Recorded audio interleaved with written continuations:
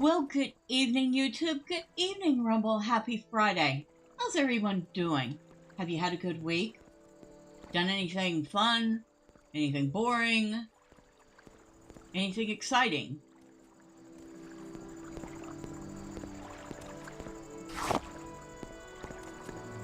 I would, qualify my week as a little of all three.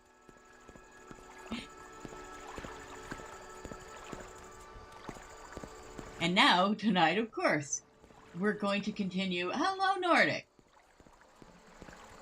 Why is the message retracted? Oh, wait. Hello, Drive-By. Happy Friday. Nordic. What happened to the message? Good evening, Miss B. I resent that brain-addling Nord comment. I am not brain-addled. I am just bat shit. I meant bat brain-addling Wine-Sot.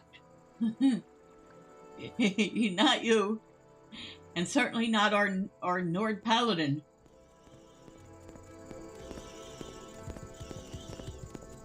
Who has, by the way, just slept and made level 8. She's now level 8. After last week's stream, we did a walk around. We gathered a bunch of stuff. We sold it. You may be slow, but I know what a good steak is. You're eating it. Yum. Where's mine? Actually, I had fish for dinner. I had some nice grilled tilapia and some cilantro lime rice. I'm very happy.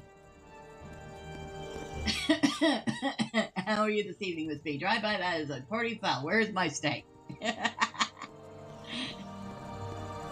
I'm doing fine. But as I was saying, she's made level 8. After last time, we went and gathered a bunch of stuff, sold it, found a healer, leveled up her restoration skills a couple more times, and then I realized that restoration skills, like any other skill, can level up on their own if you use them. I went to those ruins near the fort outside of Balmora. Does that count?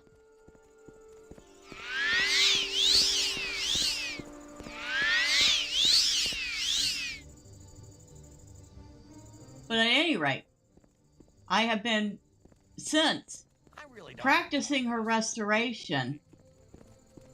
Go ahead, stranger. By using the one skill that she has that uses the least mana and had the best chance of succeeding, which was a Balna's Soothing Balm.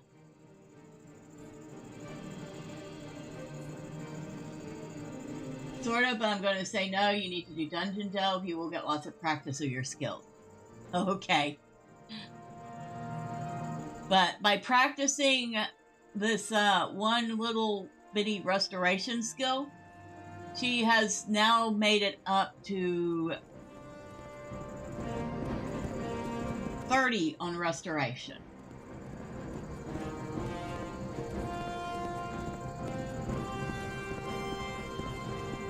So, a huge improvement from where she was. Because I think last week she started at, what, 17? And then we bought her way up to, like, 20 or 21. And then after the stream, she bought her way up to 23 or 24, I can't remember what. And then I started practicing with that skill. And now that's a Silk Strider.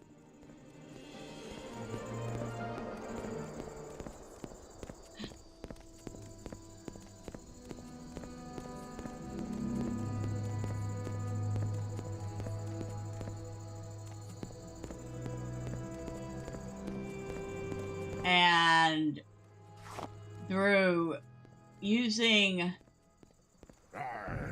the skill her restoration is now 30. And now, even when she's kind of exhausted, she has about a 50-50 chance at casting that restoration skill. Restoration, good restoration is very important to have. It frees you of needing to buy potion. And since the main potions she uses are all restoration type, I would agree. Now, we're supposed to go...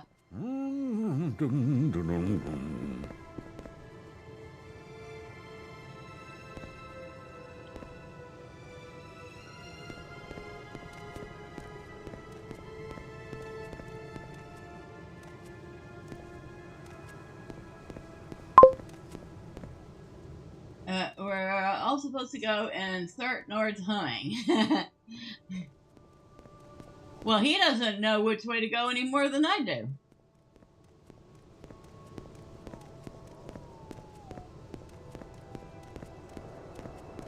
If I could give the stupid sod a weapon and some armor, I would keep him on as a companion.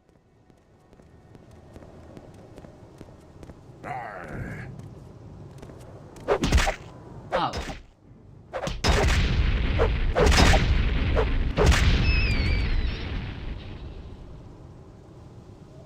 Nothing on you.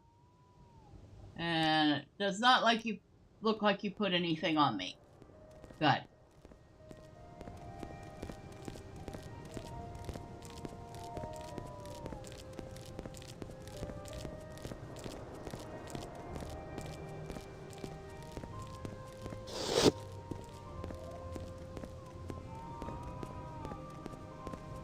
Hello? Hello there, stranger. I see you've already met my good friend Hlormar. My name is Socia Caristiana, the healer. How can I be of assistance to the two of you? I think we found her. We found Hlormar's witch.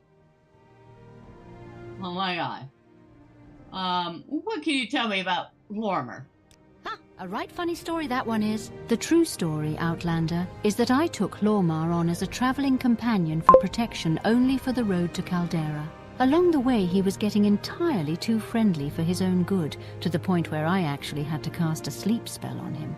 Just to teach him a lesson in manners, I stripped him and left him by the road. And to be sure he didn't come after me for retribution, I took that cloud cleaver he's always fawning over as well. Okay. Any rumors? Nothing new. Any advice?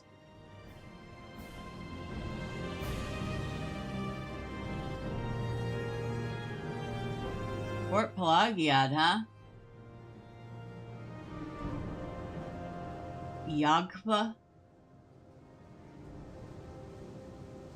And what about Cloud Cleaver? Can he have it back now? Oh, I don't think he's ready to get it back quite yet. I can still see the rage burning in those tiny Nord eyes of his. However, if he meets me in 3 days at the Mages Guild Hall in Caldera, I will return everything I have of his, but not a minute sooner. Tell him that is Socia's offer. Okay. Seems a bit chilly today, doesn't it?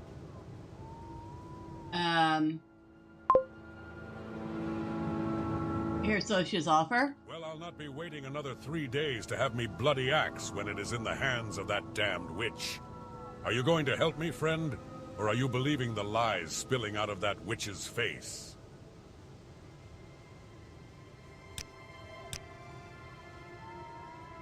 Hlormar.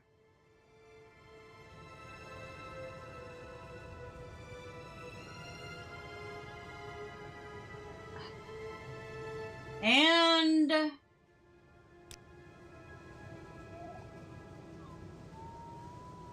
we have to pick one. And she seems nice, but we've been running around with Hlormar for a while. You'd go with the witch? Yeah, but I kind of like... Well, I do kind of believe her. then you will die alongside her. Okay. Does it feel to know death is near? You will die where you stand. Oh! Excuse me.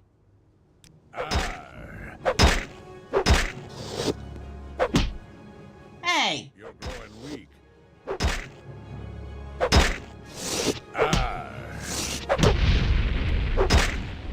Alright, you idiot.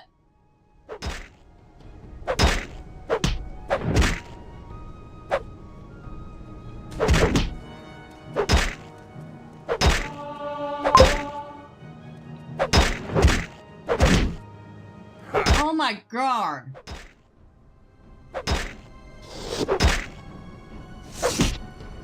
He won't let me.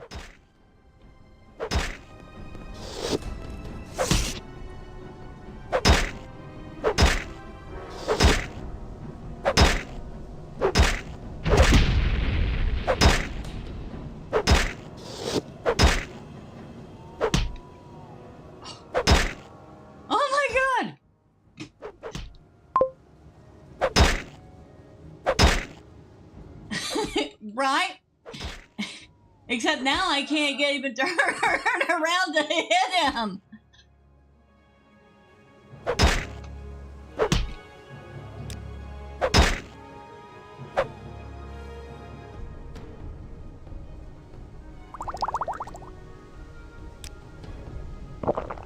Every time I get up, he knocks me back down again.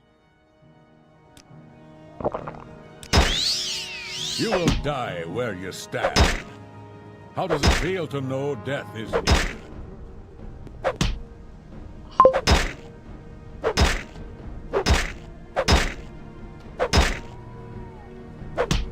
Oh my god!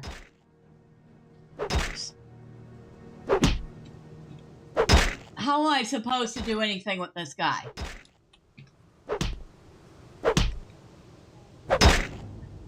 You will die where you stand.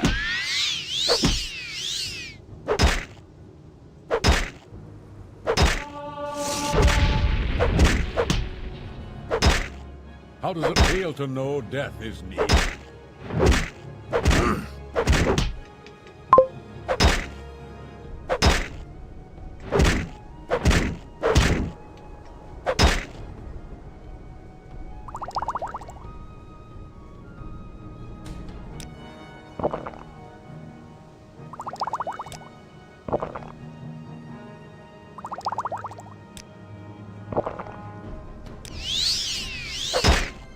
You're bested.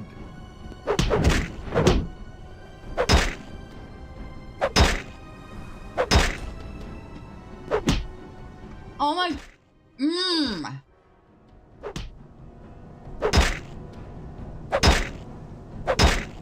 You will die where you stand.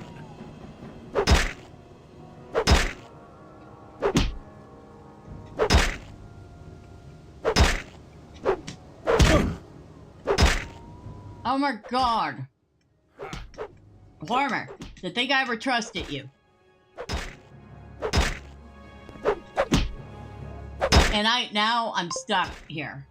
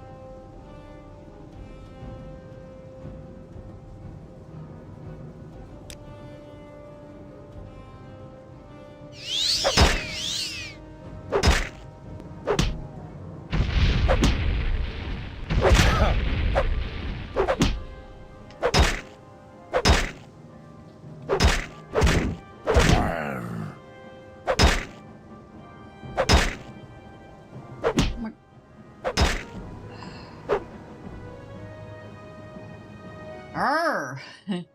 The heck is this?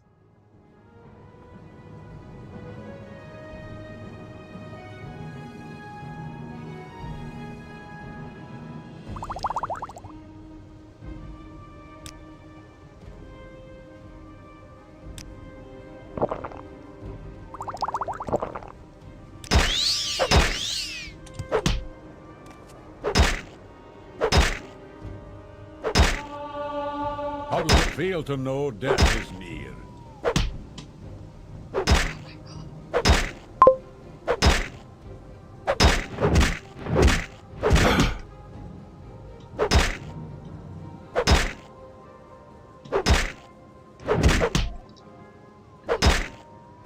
Not right now, Nordic.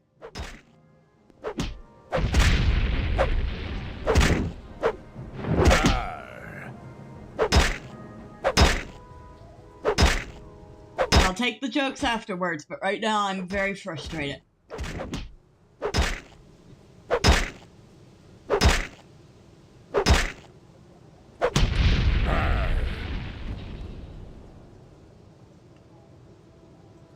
Oh my god! Okay. Well, he made me want to pull my hair out. He had 10 gold on him. Oh, he had the 10 gold I gave him. Okay. But feet keep falling on the ground.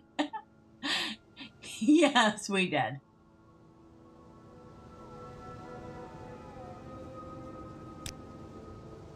Yes, we did.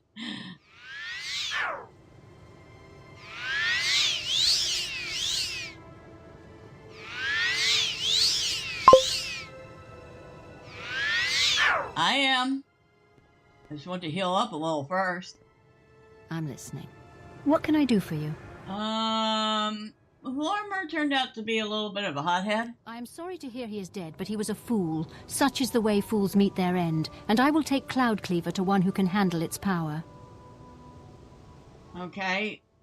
Hlormar's obsession with that axe led to his death. I'll leave it with someone who can use it well. I thank you for your help, stranger. I think that hothead would have killed me had you not intervened. Here, take these potions as my gift to you, and seek me out if you ever require my services in the future. He has given me exclusive restore health, quality restore fatigue, and quality restore health. And what is your trade? You're a healer.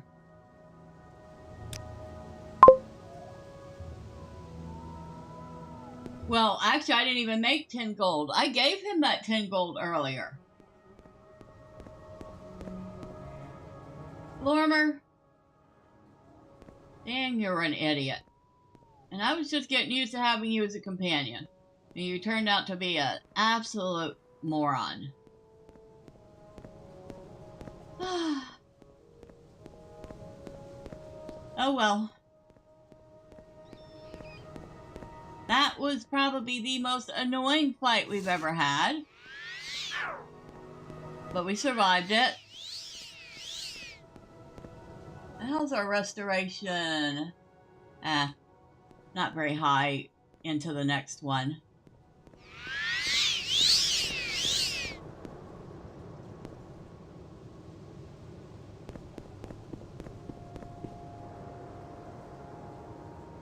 He was tough. Maybe I should have kept him around for a while, huh?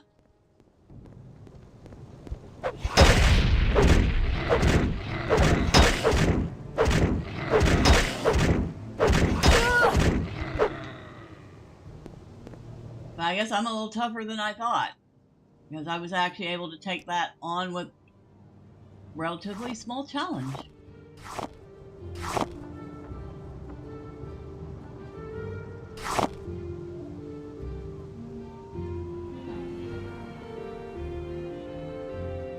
I want the flower. Thank you.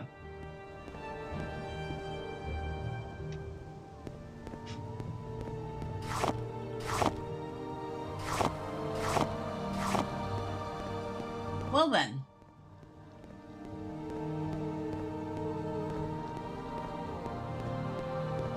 Kind of It feels weird not to have him following me around now. What shall we do?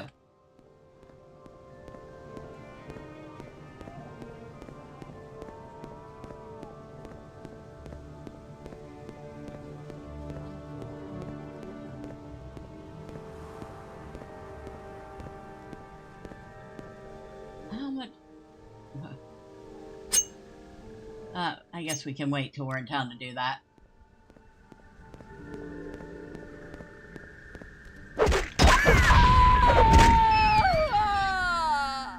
God, the screaming is so dramatic.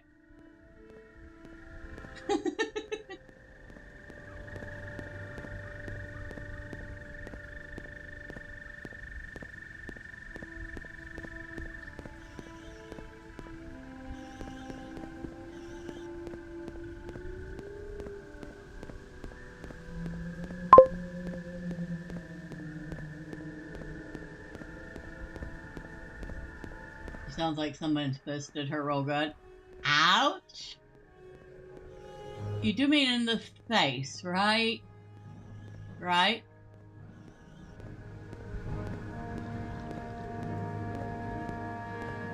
Oh my God. We're watching these things float around. I'm just glad they're not like something that's going to attack us. I got punched in the back a few times. Yeah, that's because I couldn't turn around. Every time I stood up, he was already punching me again. And it's raining again. Because of course it is. I was punch drunk. Yeah, I was. Holy smokes.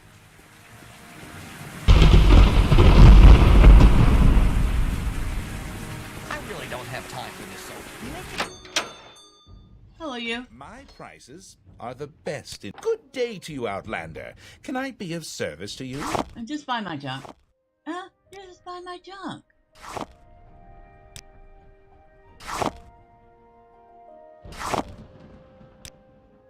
You're only gonna give me 9 gold? Really? Fine. I'll take it.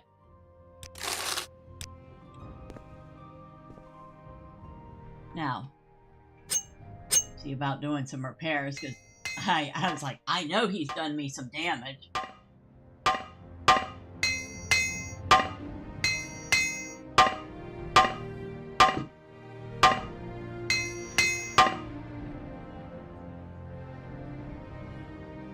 Oh. I've used up the hammer.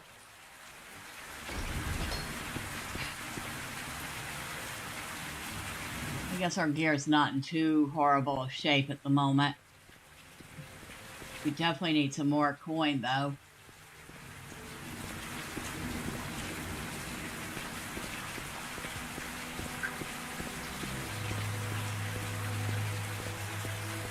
Ah, one of those. And here it comes.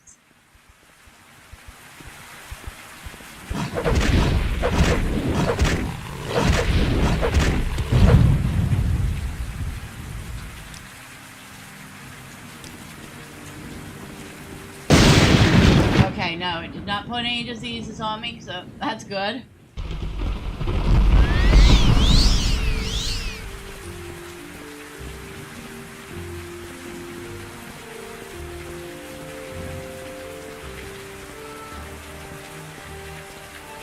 Well, that didn't end quite like I expected it to. I'm still kind of torn. I kind of did want to keep him as a companion, but dang, he really turned out to be a hothead, didn't he?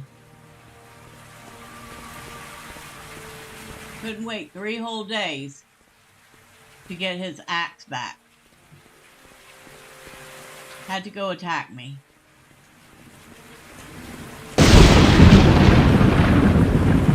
A maroon. And then I had to go and kill a fellow Nord. He would have attacked the witch. He needed an attitude adjustment.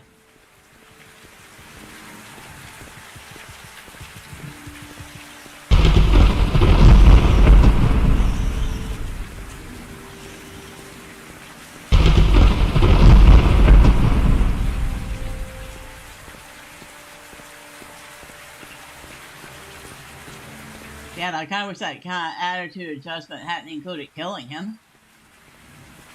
Maybe beating him and being the victor would have been more than enough. But then I guess he would have gotten embarrassed and gotten even more aggressive. For the moment, we are headed back to Balmora, where we can rest and then look at our book.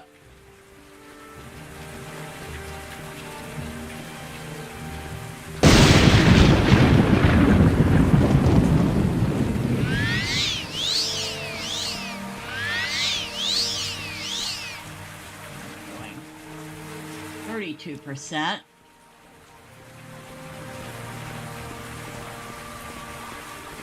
My time is precious, so make it quick.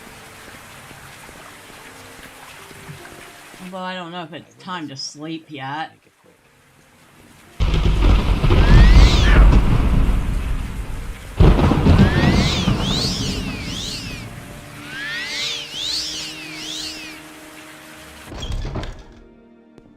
Please, by all means. I'm listening. It's 6 p.m. That would be an awful long rest. Alright. We have rested. Supposedly it's 5 a.m.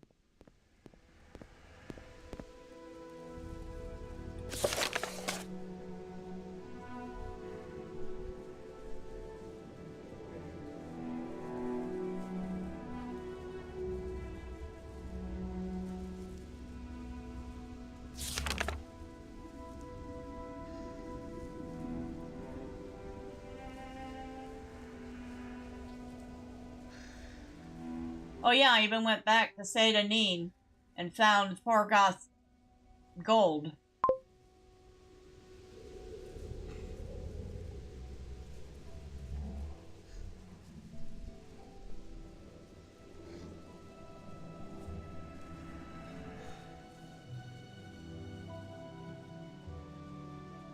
Let's see. I did that one.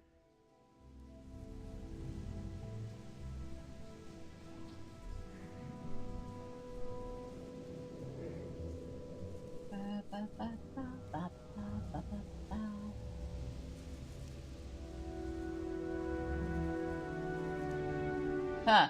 Day 18 I got Wine-Sot. I didn't get rid of him until day 26. And so he was hanging around me for 8 whole days.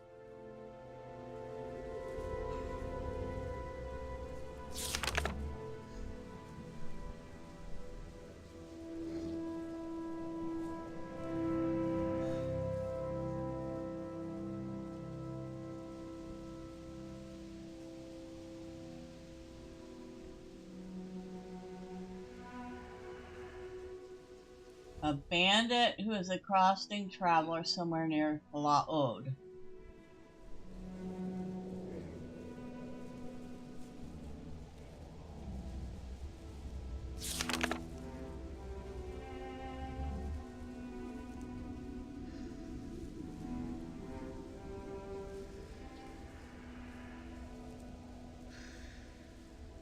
Okay.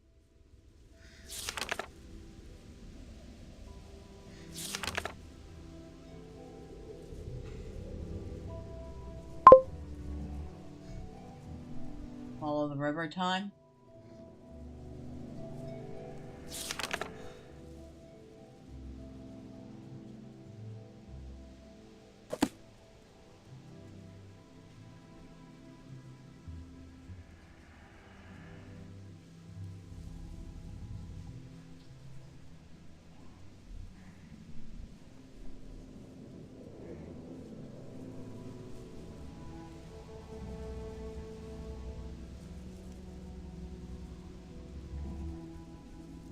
Well, there's Hlormar.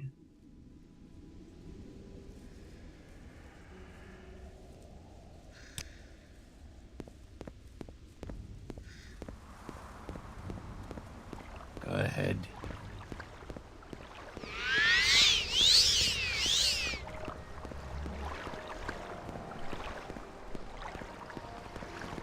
What say you?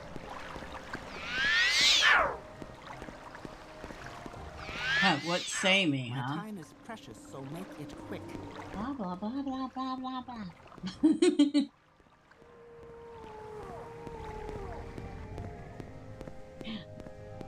You know, honestly, I am kind of looking forward to when Skywind comes out. You imagine what this game is gonna look like once it's out?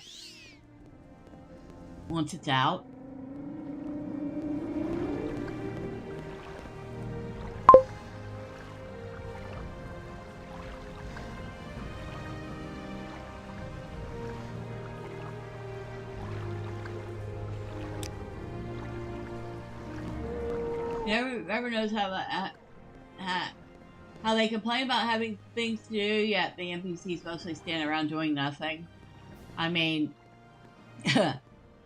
that's pretty much every RPG.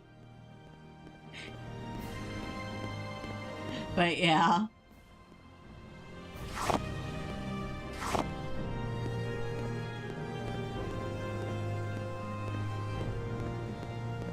My favorite quests involve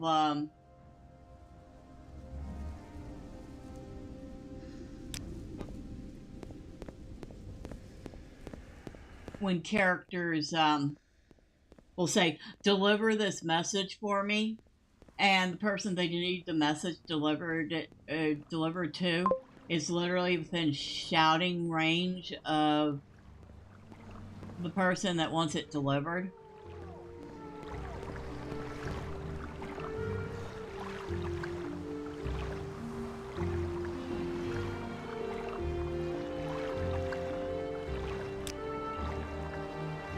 Follow the river, huh? Which way? Well, not that way, because that way is going to take me back to Caldera, so it has to be this way.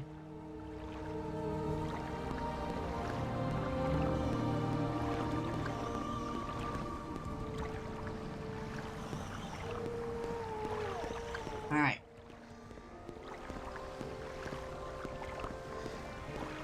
People are lazy, so why should NPCs be any different? True?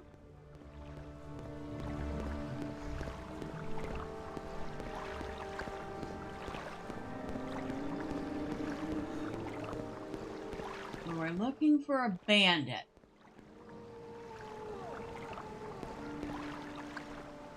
And yes, we did just, I think, autosave, but just in case, we're going to save.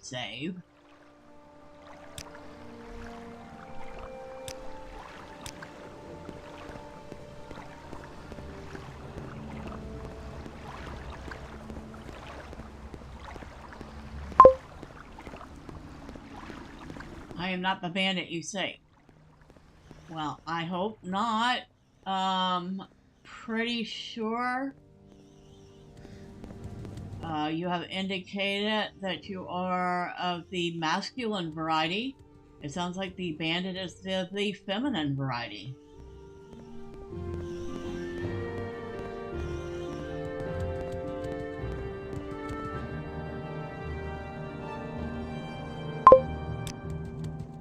And that's the dungeon crawl. I'm looking for this bandit first.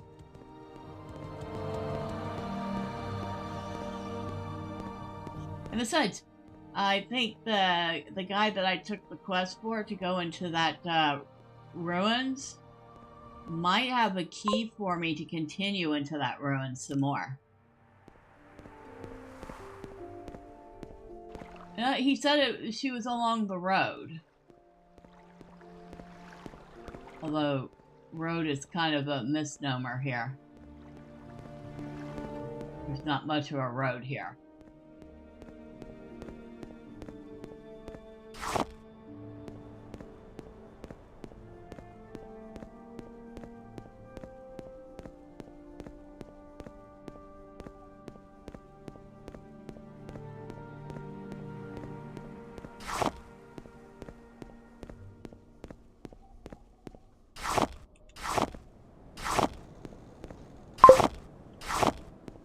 With my boots of levitation, the road is wherever I want it to be. Oh, and speaking of which, that's something else. So, I had attempted to create a what is it? A spell of magic resist, like that has been suggested to me to do, to use the boots of blinding speed. I would try to make it to the specs 100% for 1 second, and yet when I tried to use it, it did not seem to work for me. I would use it, I would put the boots on, and I'd still be blind.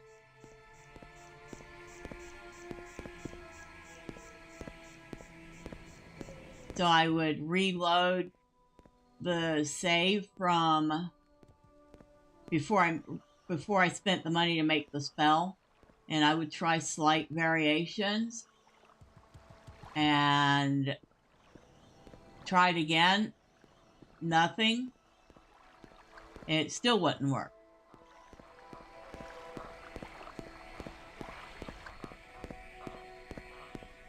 I kind of ended up giving up on it.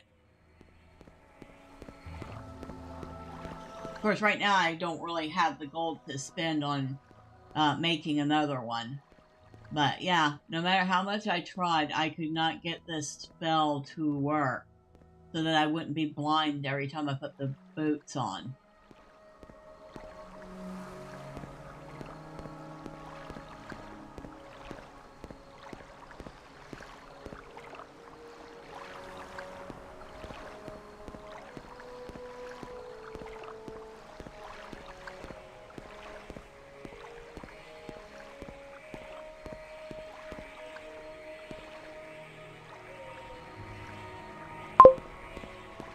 You need higher skill in enchanting, and you need top-notch soul gems. Yeah, but they're saying that all you need is a spell. And I was going to the spell maker to do it. You're saying that doesn't work?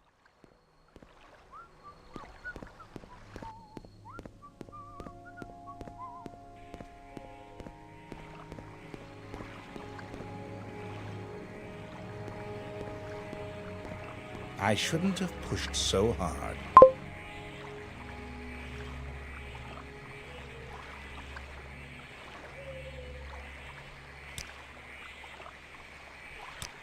Let me see what you can dig up. Okay.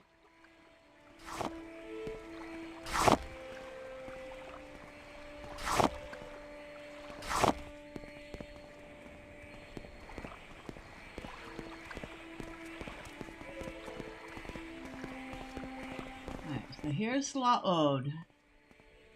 What's this about?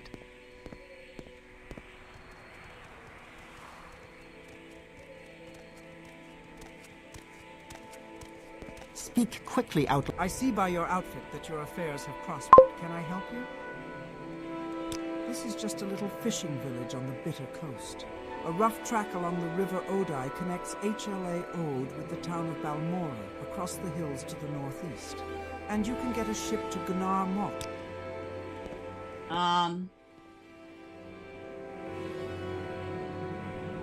I have a resist magicka spell.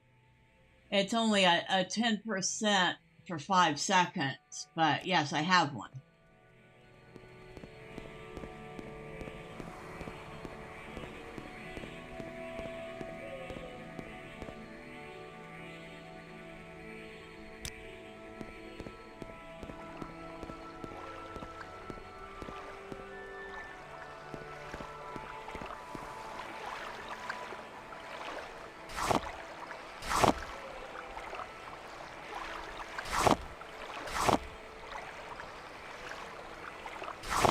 Let's see, if I was a bandit robbing people in or around Hlormar, where would I hide?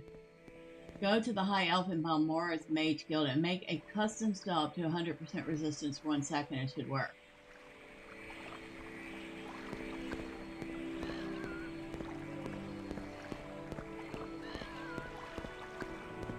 see, that's what I was doing. I'll try it again when we get back. Is that our bandit down there?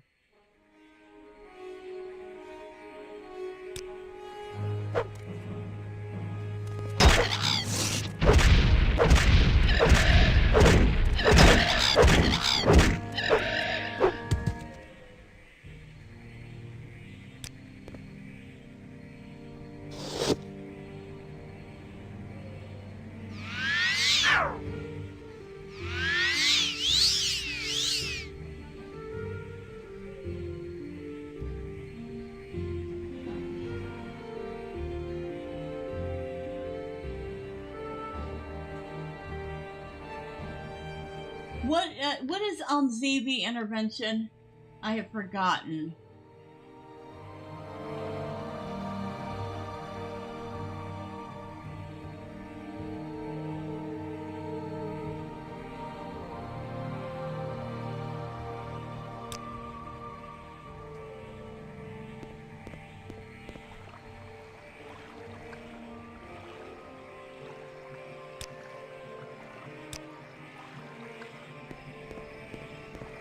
I'm going to bet that's our bandit right there.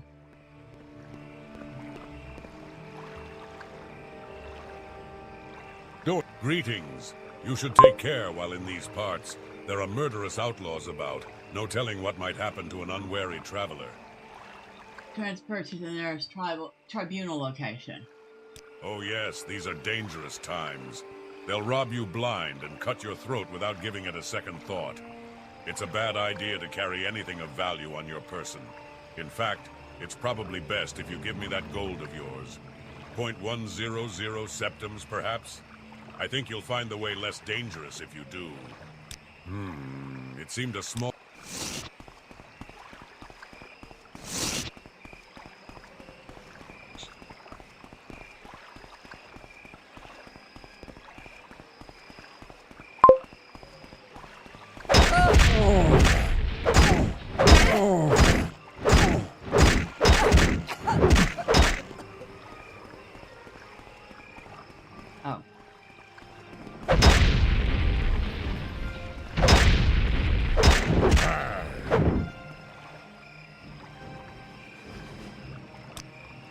There we go.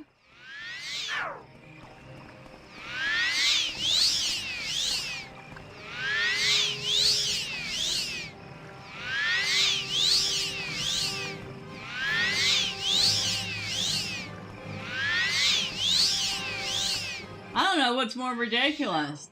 The fight with the Wine-Sot where I couldn't get a chance to do anything, or this fight where I got all the time in the world to heal up.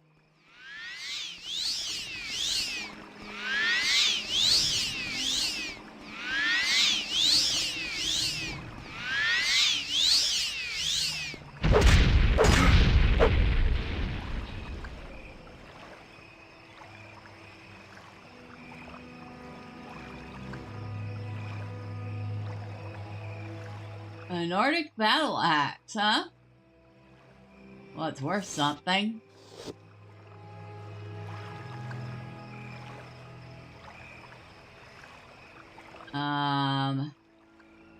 This armor isn't really worth jack. I will take the 15 gold.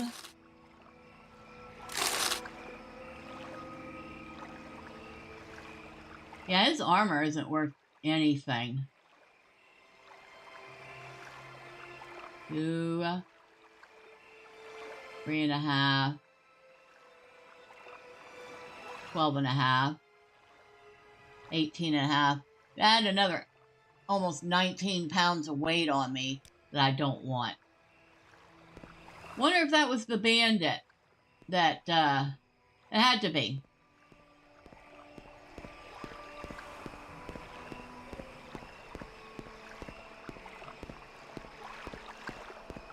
Thought he was going to take 100 septums from me.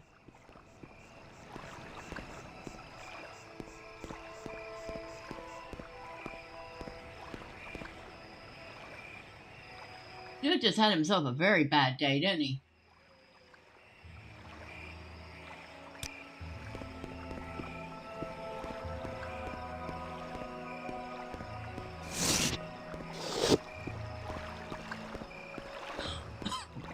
Well, unless we run across any other bandits, I think we can go back to the fort and talk to whoever I talked to about that. Hold on.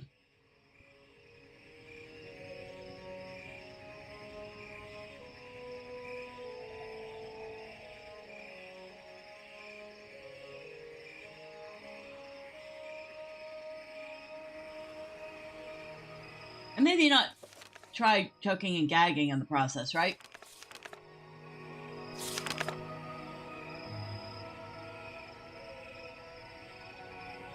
General Larius Varro.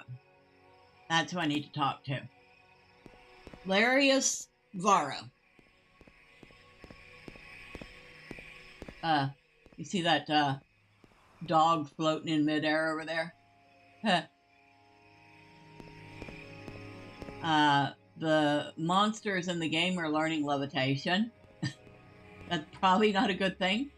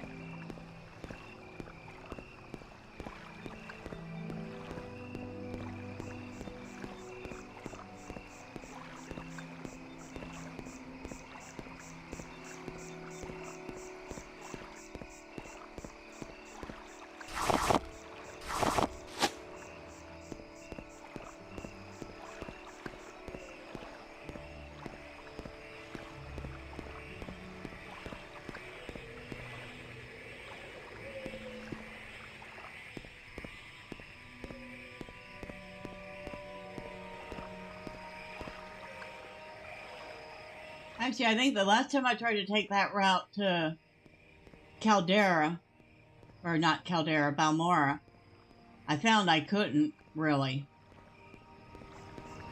Probably go back the way we came. Well, on the bright side, she's getting her exercise, isn't she? Let's take a look at this, axe. Not really all that great. It's just worth... It says it's worth 60 gold, which means I'll probably get about 15 for it. Maybe 10. Still, it's more than what I have, right?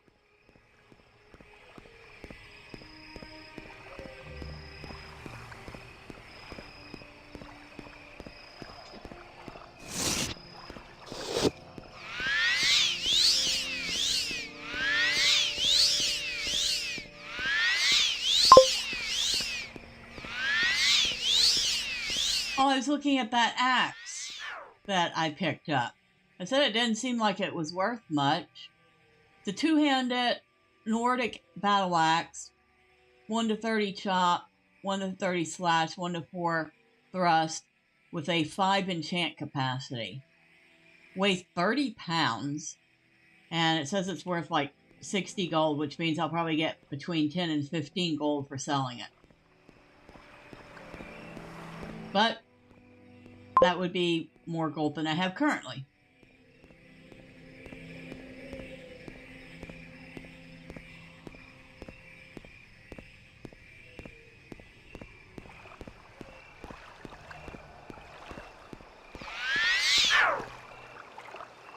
Okay, I don't have any...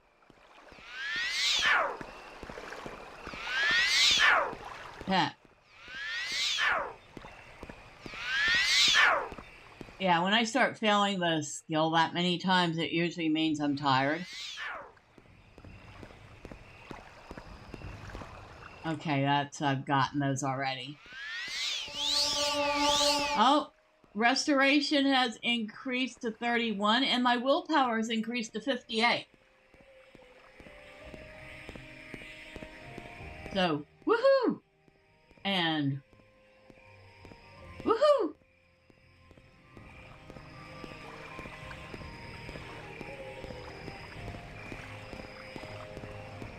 actually had 2 things go up that time.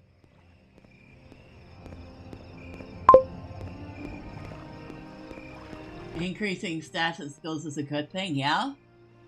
I mean, her, where is it? Athletics is at 43 now.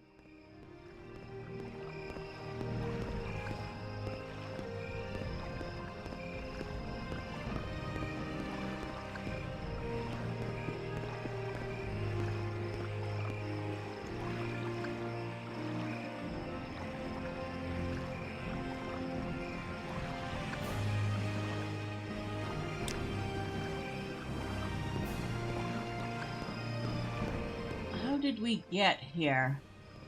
We went over that mountain ridge, didn't we?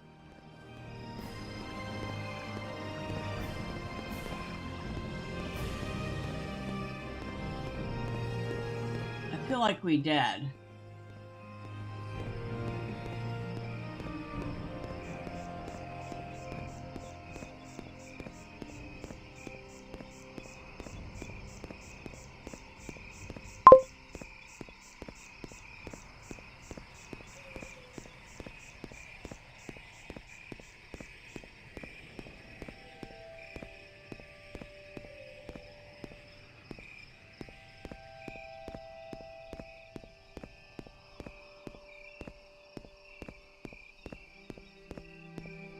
Yeah, I definitely feel like this is the way we came.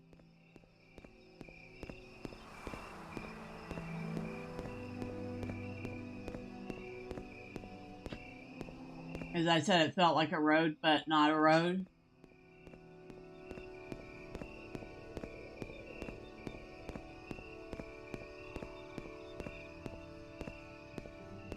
There's the bridge. Okay, I know where I'm at now.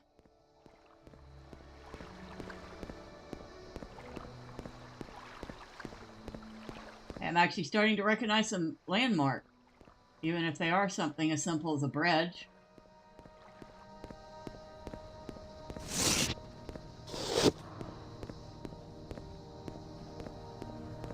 See if I can, nope, not ready to pick again.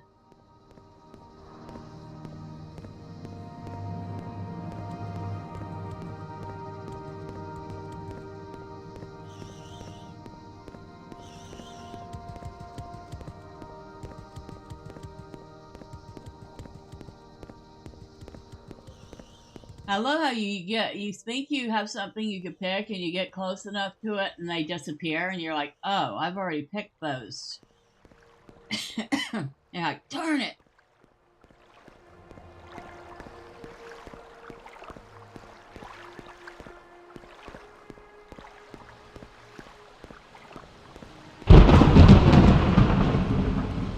Really? Again? She's gonna, like, rust with all this rain. She's gonna be like the Tin Man. You have to get an oil can and unrust her.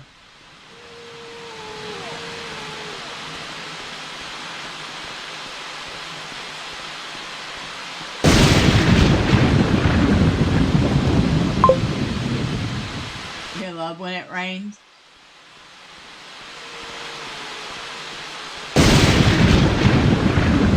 I love it during the growing season when I have plants that need to be watered and it rains.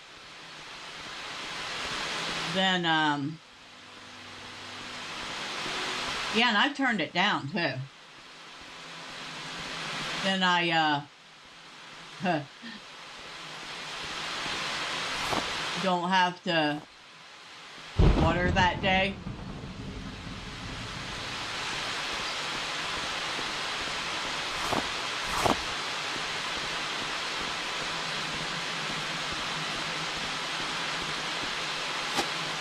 Now those things were ready to be picked again.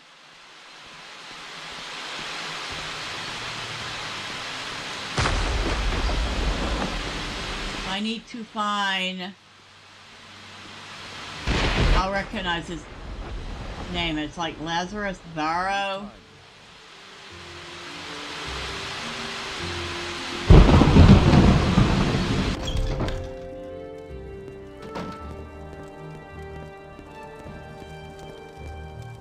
not in here, though, I don't think. This is like a guard tower or something, right? Yeah, no, that's a prison tower. That is definitely not where I want to be.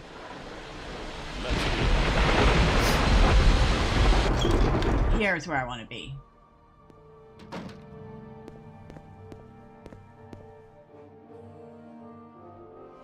At your service, Outlander. Oh, you have a little bit of gold. I could sell you a couple of things here.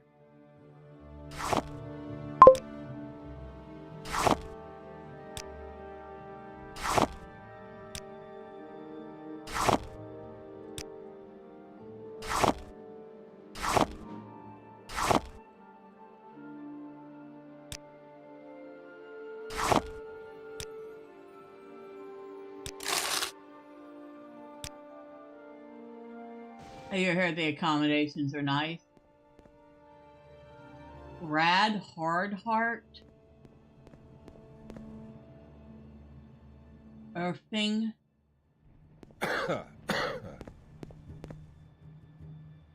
Erla. Care to look at my selection?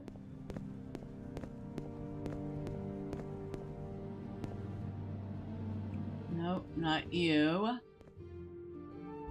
Not you. Definitely not you. I mean, I didn't even have to finish going to that guy, and it's like, yeah, definitely not you. Larius Varro. Larius Varro, Legion Champion of Fort Moonmoth. I've been hoping you might come by. I've got some work for you, if you're interested.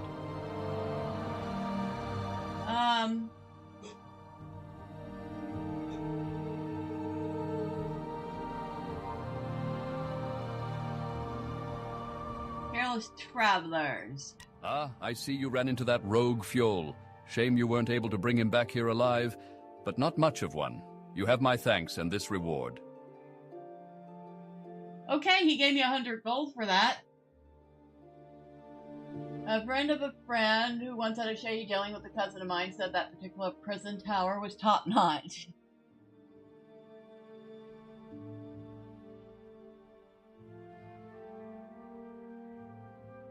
Now, you said you had some work for me? When you have finished doing some things, stop back and see me, and we'll see if I've found that nice present from the Emperor for you. Okay. Oh, he's the one that wanted me to talk to,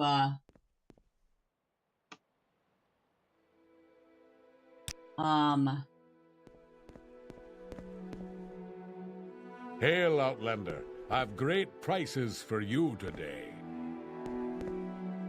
I don't know you. What do you want? Hail, Outlander. I've great prices for you today. Oh, no. He'll give me 30 gold for that axe. I will accept that. That is acceptable. Anything else I want to sell you? No, not really. We want to keep the iron mace.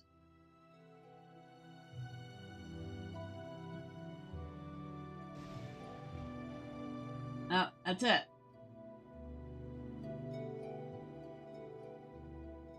Yeah, he did. And he was as good as his word. That gets us up to just shy of 600 gold. Alright, so we've turned that in.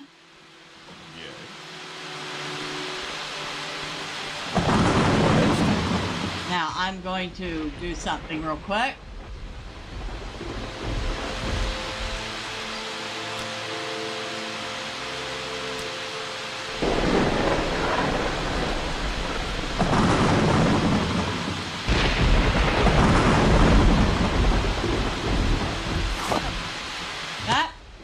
Yeah.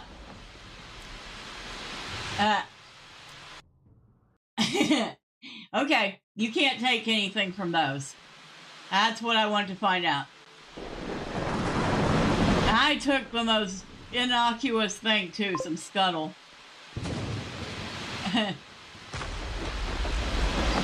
So they will not look kindly on you if you take from the barrels at the fort. I just needed to find that out for certain.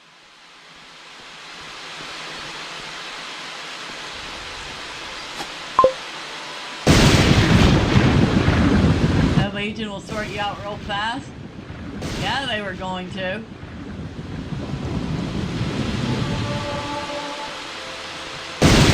My athletics has just increased.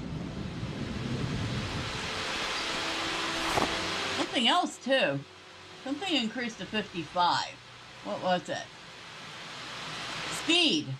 My speed has increased to 55.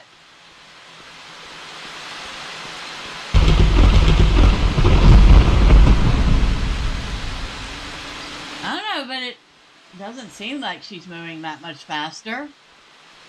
Although probably from when she was level 1, she's moving a lot faster.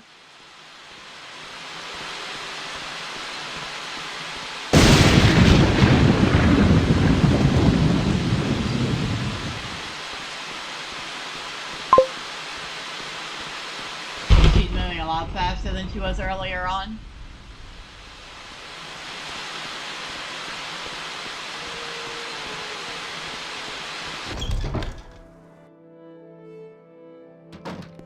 Ravir knows why you are here. What? No, I don't want any moon sugar, thanks.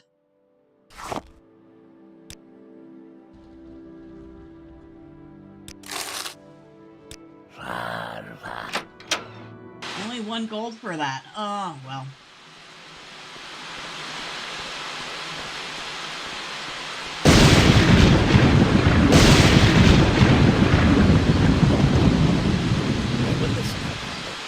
Now,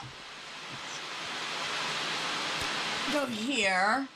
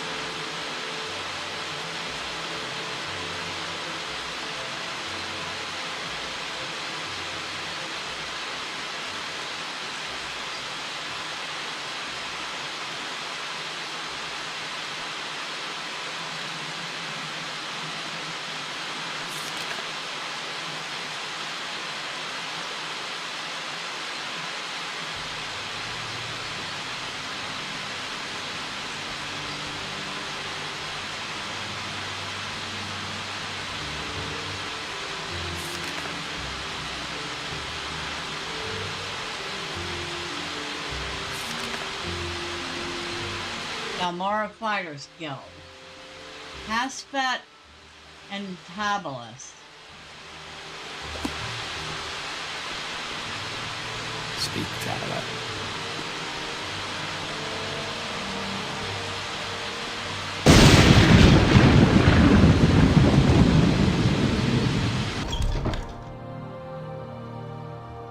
Alright.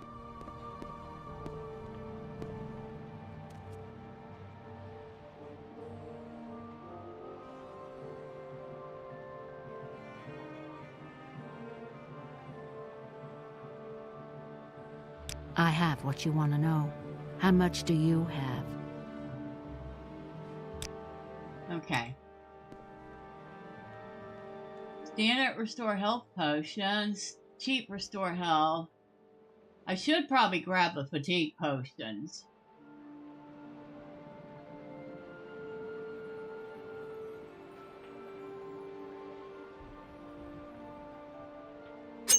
I will grab the armor's hammers. Outlander, did you want something?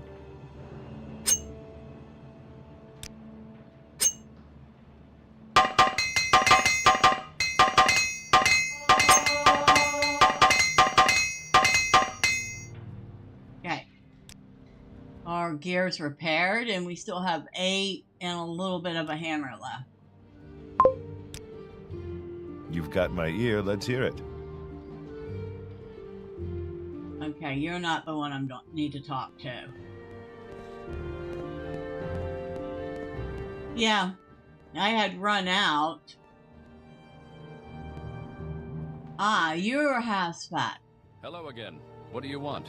You already gave me the Dwemer puzzle box, don't you remember? Tell me more about the Dwemer. The Dwemer are the fabled lost dwarven race whose ruins and splendid artifacts are scattered across Tamriel. Elves use the term Dwemer, connoting variously deep-delving, profound, and close-counseled. Imperial usage is dwarven, derived in fable from the affectionate regard of the giant races for their little Dwemer friends. There are several Dwemer sites on Vardenfell, and many have found Dwemer artifacts. And what more can you tell me about the puzzle box? What? Oh, yes, I'd forgotten. Here's a Dwemer key made according to the instructions I found on the puzzle box you brought me. I've no idea what it's good for, but if you take it back to Arkenthand, maybe you'll find the lock it opens. A key to Lower Arkenthand has been added to your inventory. There are many Dwemer sites on Vardenfell, but the two largest are Mizuleft and Nuchu Leftingth. Mizuleft is in the Sheogorad region, is cursed and dangerous, and access is forbidden. Nuchu Leftingth is occupied by an expedition of the Imperial Archaeological Commission and is not open to visitors. Okay. Dagoth Ur? Dagoth Ur was the leader of the extinct Sixth House, House Dagoth, the traitor house destroyed in the War of the First Council. Dagoth Ur is the evil immortal enemy of the Tribunal Temple cult. The temple blames Dagoth Ur and his hosts for all the evils that beset the Dunmer and Morrowind. Dagoth Ur dwells in fiery caverns beneath Red Mountain, served by his kin and legions of monsters. If I lived in the Vardenfell? I'm listening.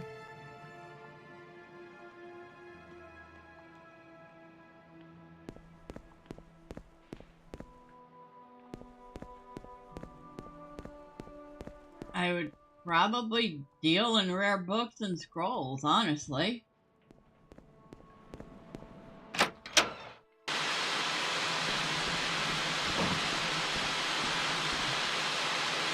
So he gave me a key. Key to Lower Artnathon.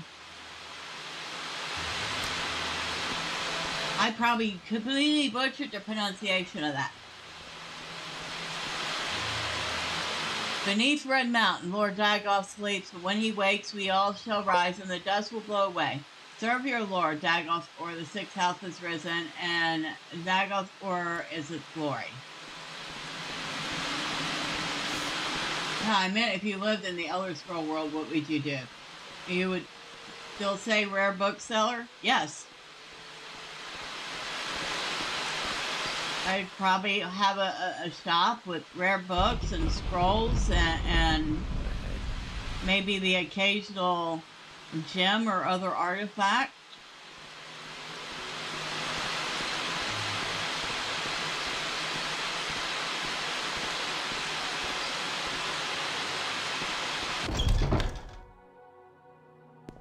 Well, hello there. A pleasure to meet you. Pleasure to meet me. You've met me already. I have ascended to level 9.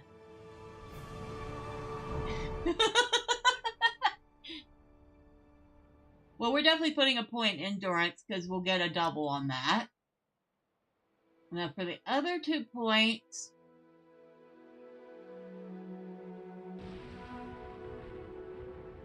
I feel like I really should put a point in agility.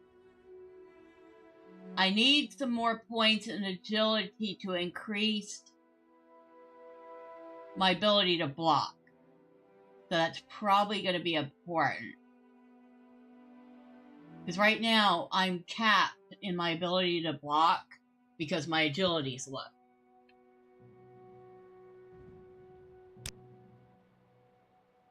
The other one,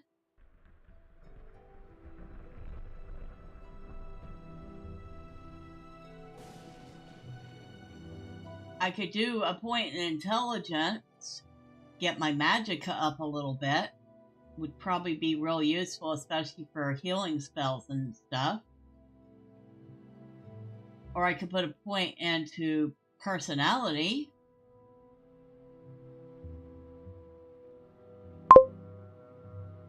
I do one of three things. I'd be an imperial archaeologist, or open an inn tavern, or open a bookstore that sells books, tomes, maps, scrolls, and writing materials.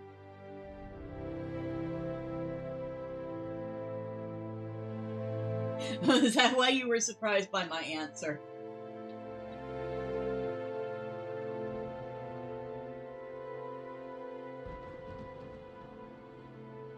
Or should I put a point in luck? Luck says it affects every action you do in a small way.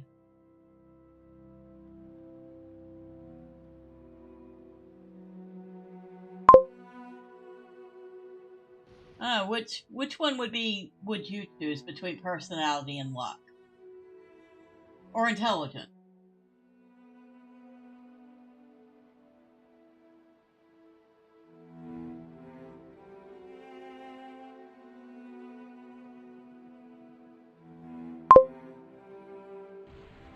Uh, 40 for luck, 35 for personality.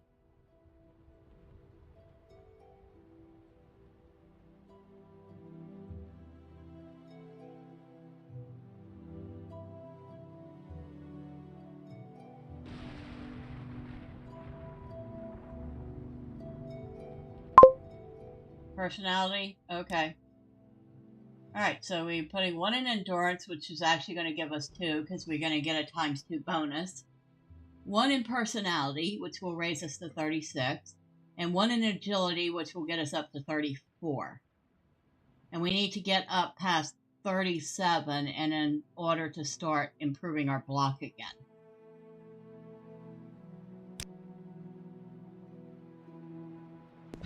Wow. We made it. So she has 106 health, 93 magicka, 233 fatigue.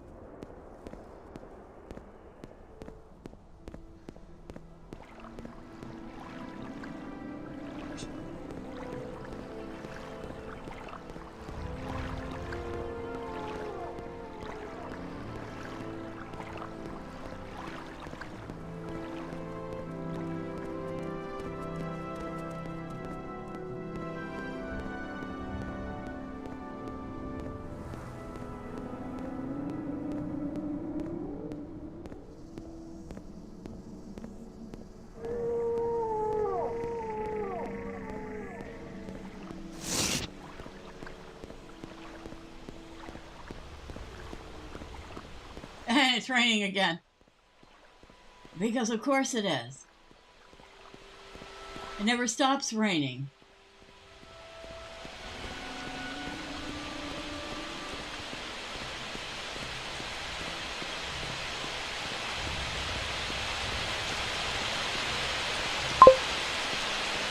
Must be rainy season in Morrowind, right? Monsoon season.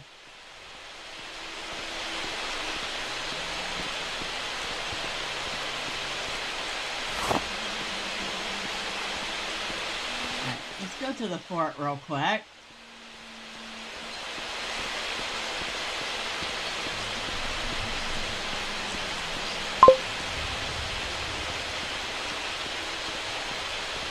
Every quarter moon there's a monsoon in your lagoon.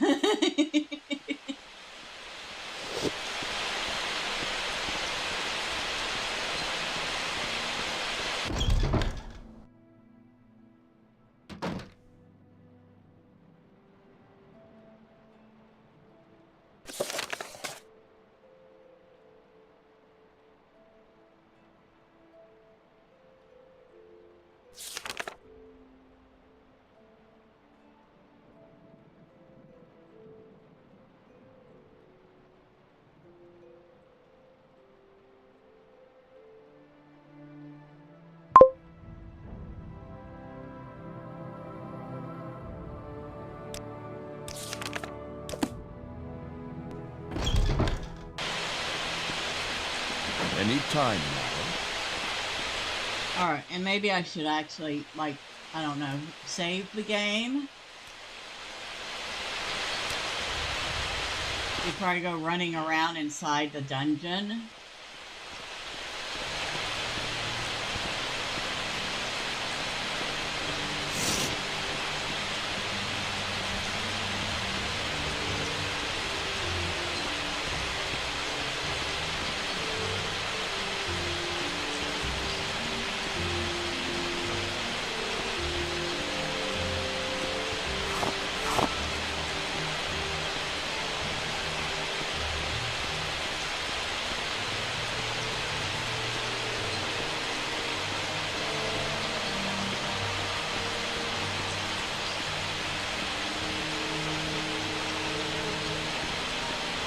These trees are dead as heck, aren't they?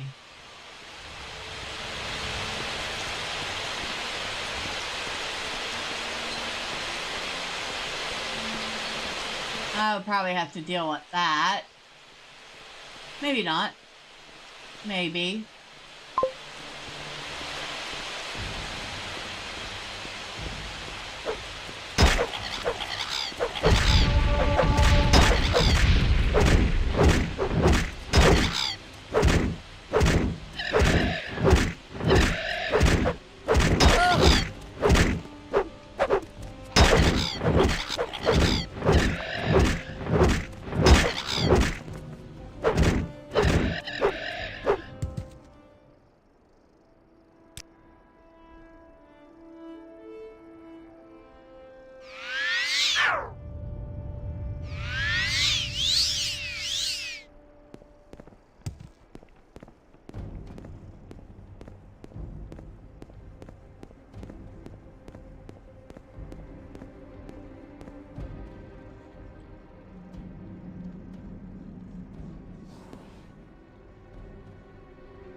Come on.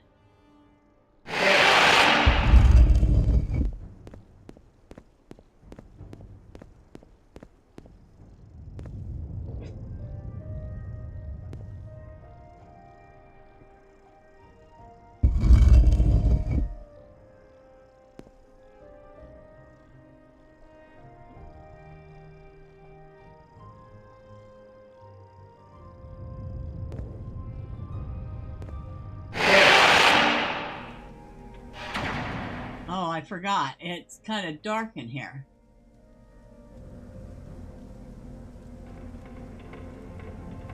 And loans directions to Balmora.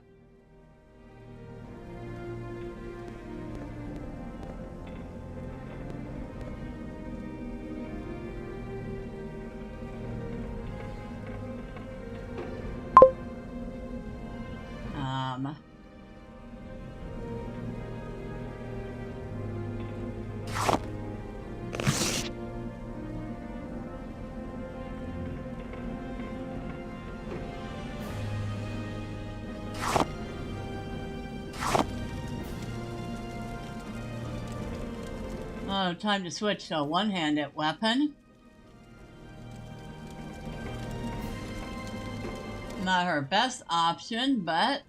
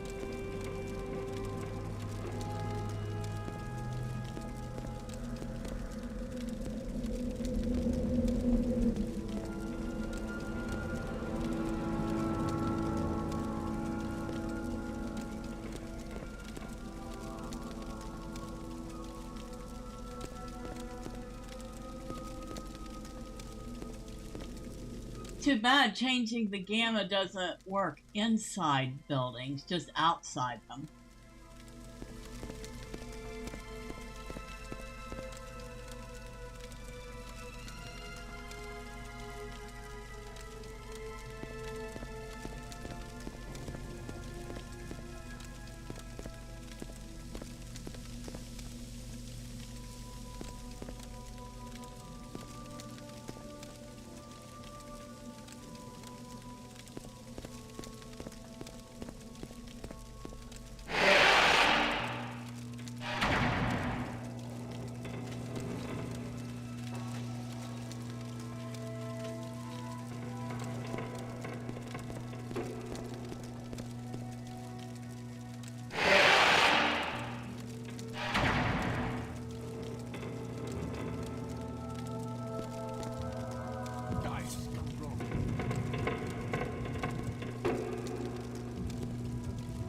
There's something in here.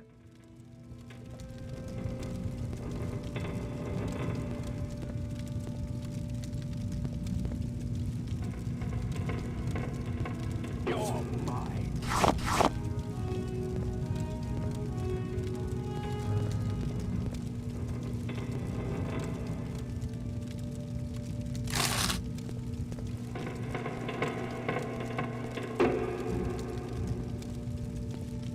You won't escape me that easily. Okay. Except you're down there and I'm up here. So, I don't know how you expect to do anything. And what did I get? A Dwemer coin. You could jump down. I could. But then I wouldn't know how to get back up.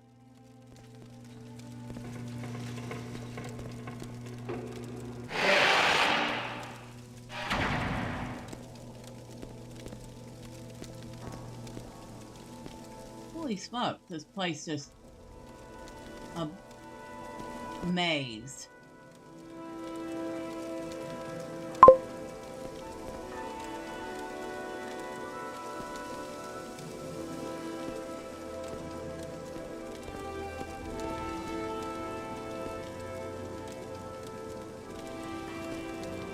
Well, I would hope so.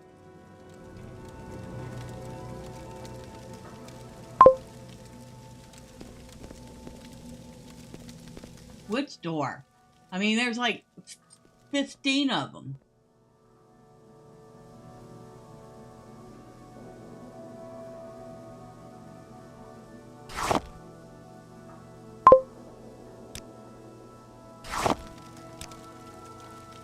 The one to the far right?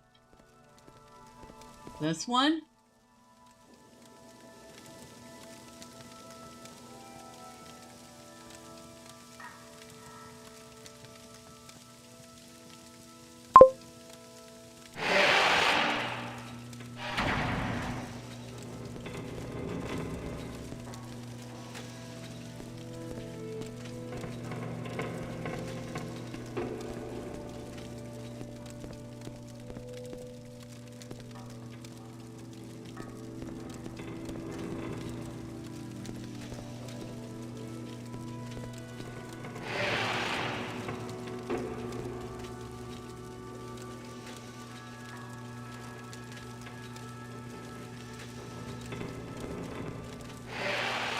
I will bathe in your blood.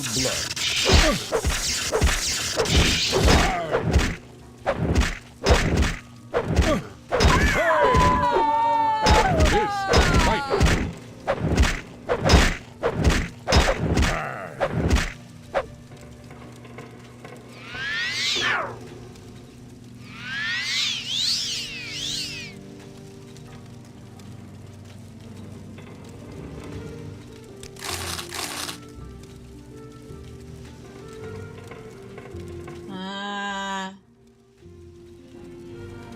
Alright, he has nothing good on him.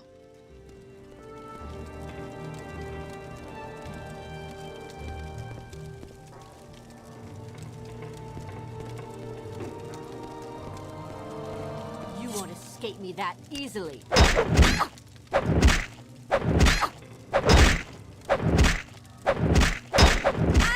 Ah! Ow! Ow!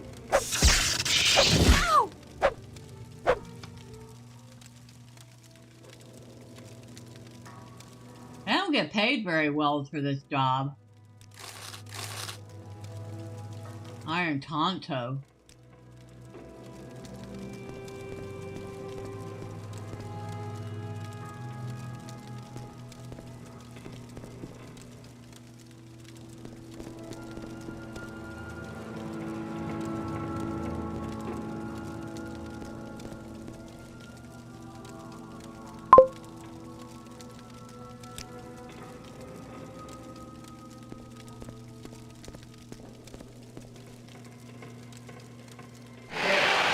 I will enjoy this.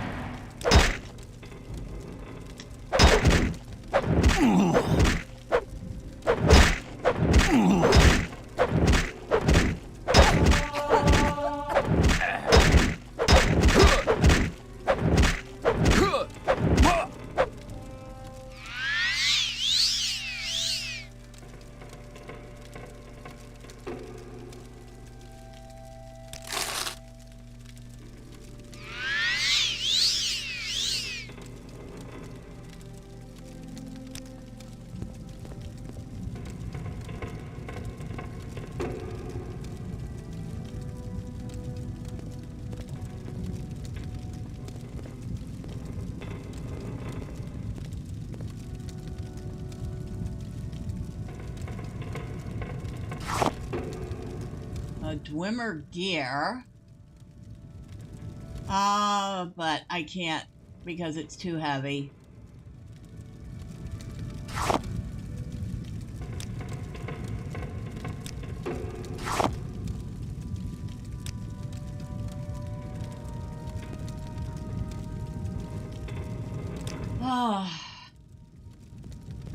The Dwemer stuff is so heavy. Whoa, we're not going down there. Okay, we're not going down any further right now, because that is lava.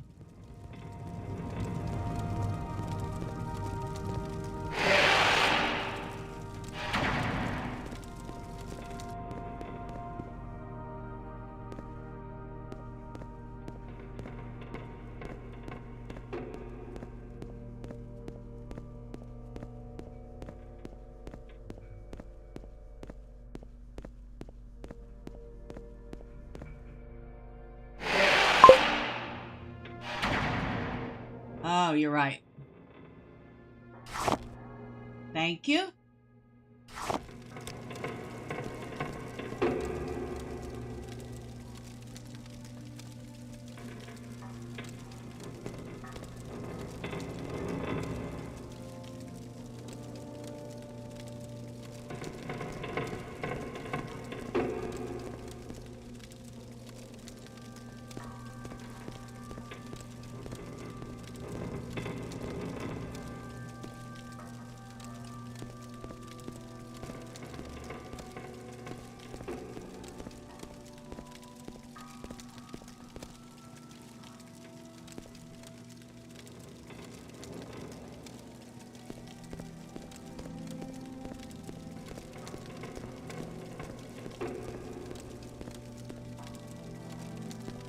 Can you imagine what the dwarves would think, or the Dwemer would think about people being so fascinated?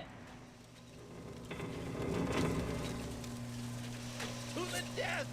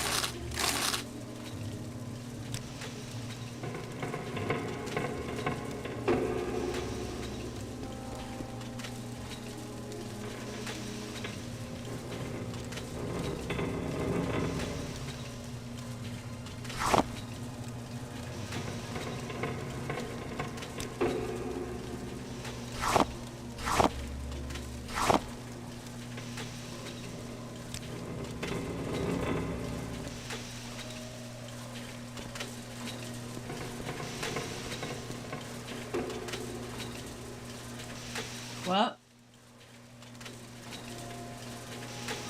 that's an apprentice hammer.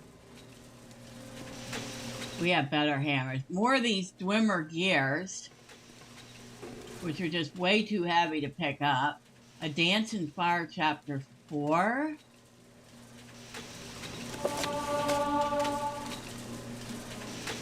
My acrobatic skill increases to 7.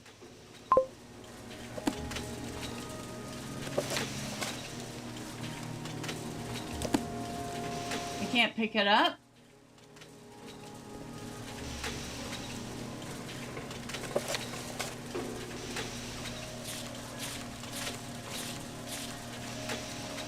There, I got it. No, I've got 1, I'm 10 pounds away from limit. 2, I have 8 journeymen armorers hammers. So I'm pretty good on the hammers at the moment.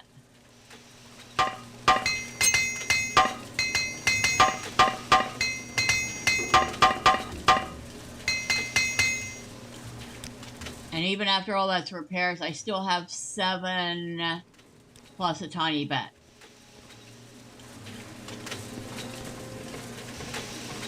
So yeah, I don't need the apprentice one. Remember, I grabbed like a stack of 10 journeyman hammers from the Fighters Guild on the way out.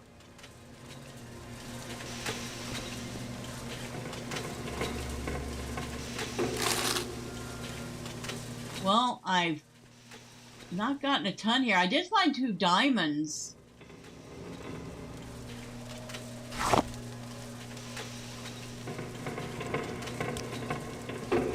Ornate Dwemer goblets.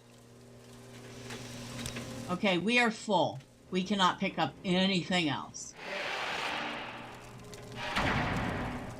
We need to get out of here.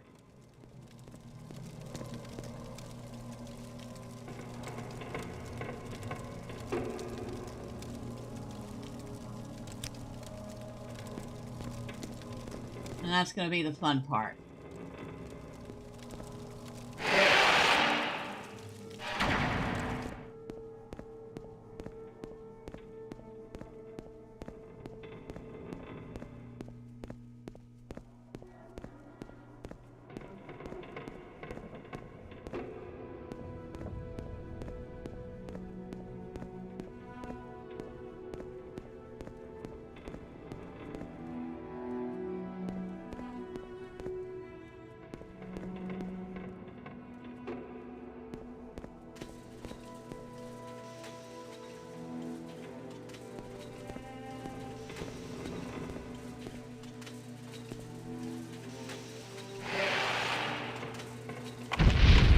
Whoa.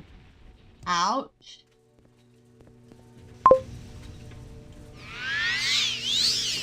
All right.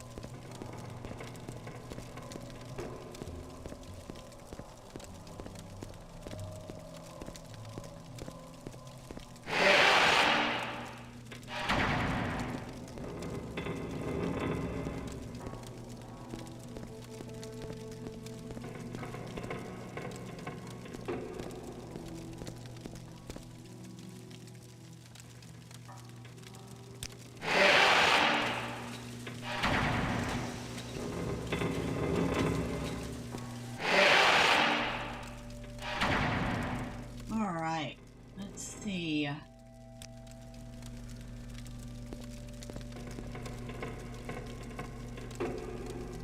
Huh. This is definitely a maze. still gonna save. Because, you know, I don't think we want to go this way. Which way do we want to go?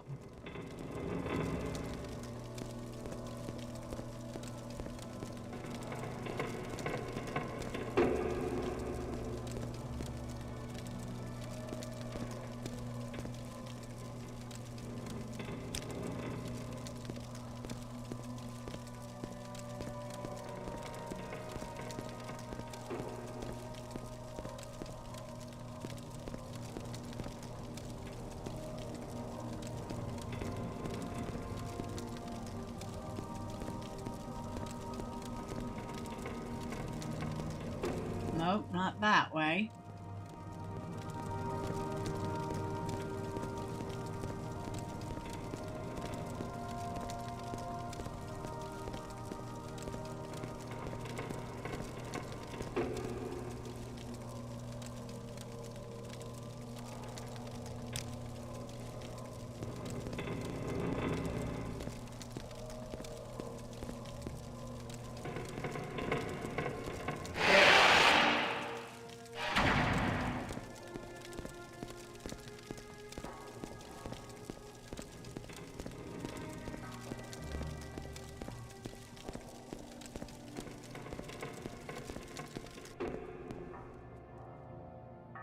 Oh, we're down to our last torch.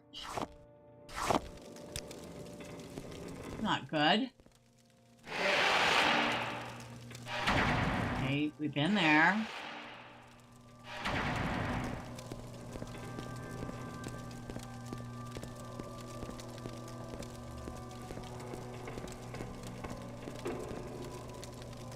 Not this way.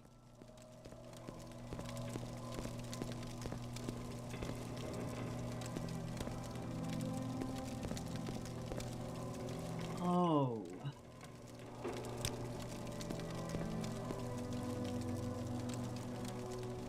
Oh, this is gonna drive me nuts.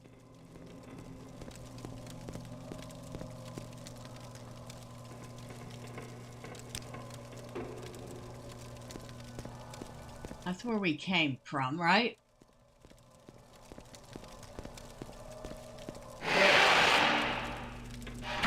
Yeah, this is where we came from.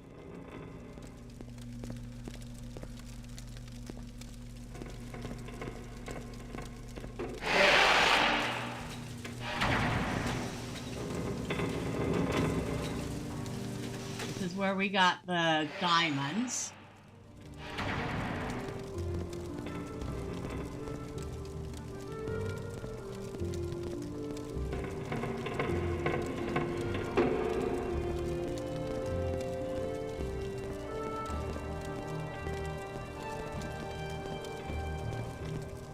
That's that long stair. No, that's not the way we need to go.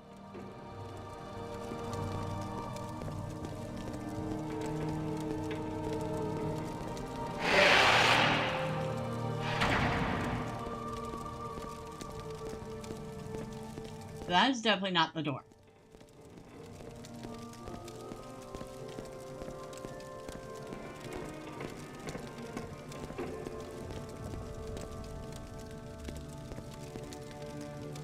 That's a dead end.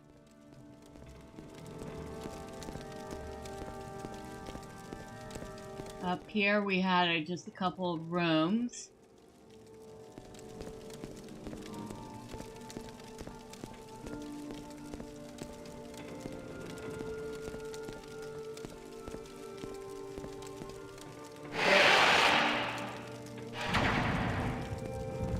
And that's where the guy was that we couldn't get to from above. And down below is lava.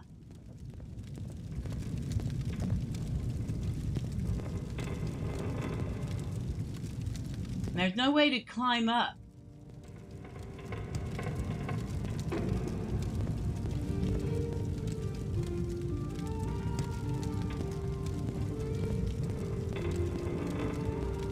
We have no levitate skills. It's too bad. because that would have been handy.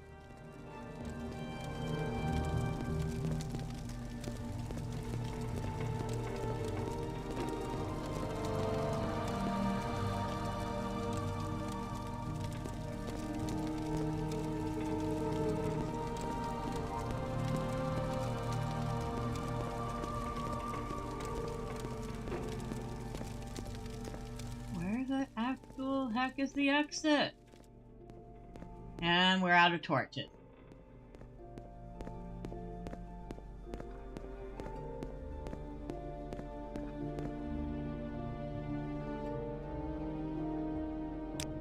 I wonder, I have a high chance of failing this. Yeah, I didn't think so.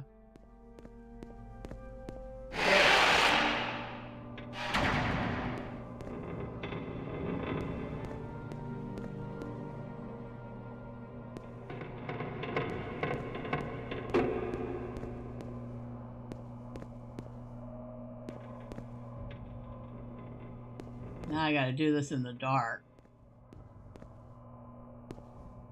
Maybe it was up here.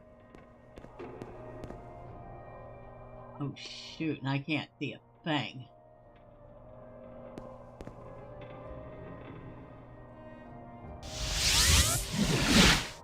Wait! Oh, I managed it! But where did I port myself to? I have no clue. Where am I? Are you serious? Did I manage to make it to Balmora? I ported myself to the temple at Balmora. Oh my god! I was not even expecting that to succeed. Well then.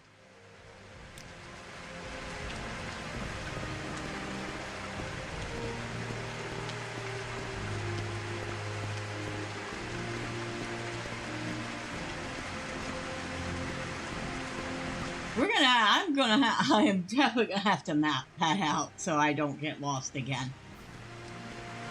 Because I was utterly lost in there.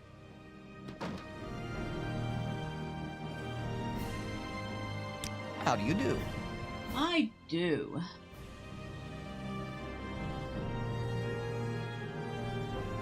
Nothing here I want to sell you. Okay. Hurry this up, will you?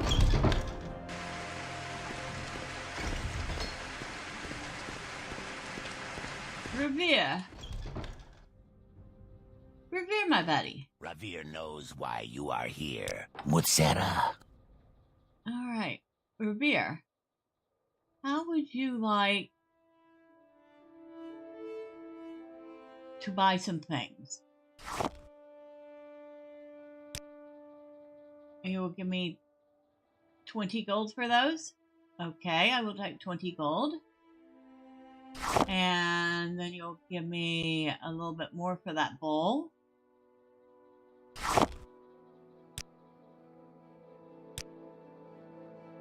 Oh, you'll give me a decent little bit of coin for the Dwemer coins. No pun intended. What about this cog? Oh. Well then.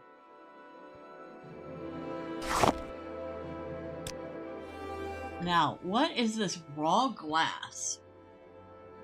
It's worth a lot.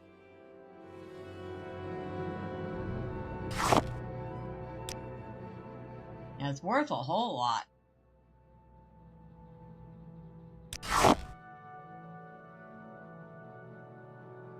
These diamonds are worth a lot, too.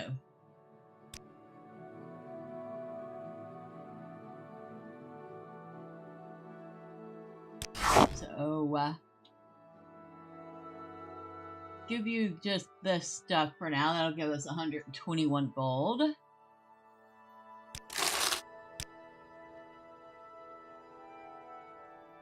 So we still have the 2 raw glass and the 2 diamonds that we found down there. And the key, of course, we didn't sell the key. Got us back up to 753 gold.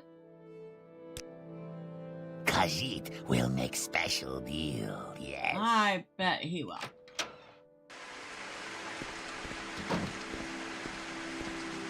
We managed not to die in there, but we also managed to lose every single torch we had because, of course, the torches don't last long.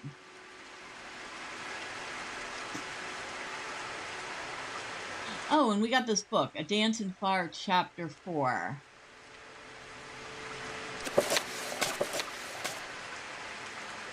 Bosmeri and one Cyrodiilic, former senior clerk for an Imperial Building Commission, trudged through the jungle westward from the Xylo River to the ancient village of Vindisi.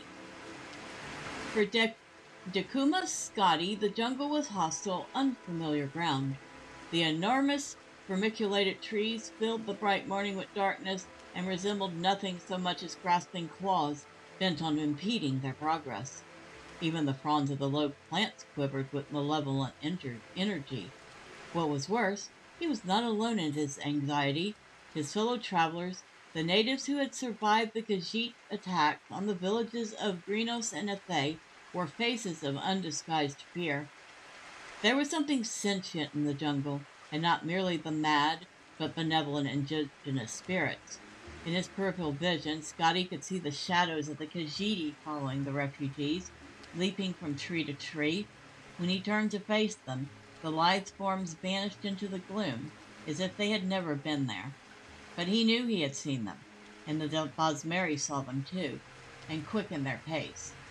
After 18 hours, bitten raw by insects, scratched by 1,000 thorns, they emerged into a valley clearing. It was night, but a row of blazing torches greeted them, illuminating the leather-wrought tents and jumbled stones of the hamlet of Vindisi. At the end of the valley, the torches marched to a sacred site. A gnarled bower of trees pressed close together to form a temple.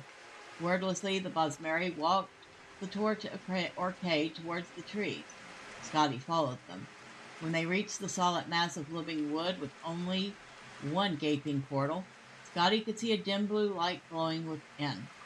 A low, sonorous moan from 100 voices echoed within.